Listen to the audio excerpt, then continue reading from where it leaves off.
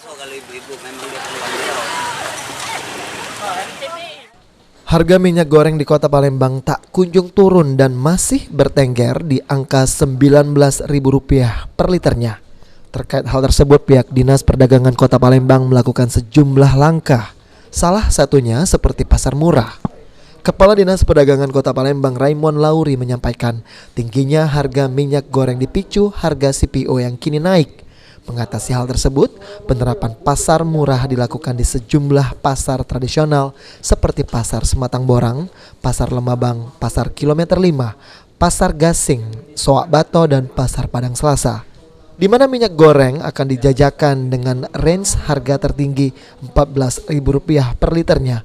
Kebijakan ini merupakan kebijakan dari Kementerian Perdagangan kepada para distributor minyak goreng.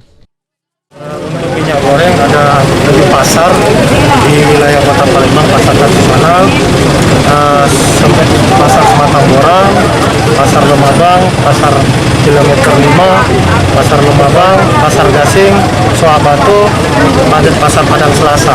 Jadi minyak goreng ini dengan harga hit tertinggi 14.000 yang memang program daripada Kementerian Perdagangan melalui para distributor, terutama PT Interpusat yang ada di daerah Bumbang.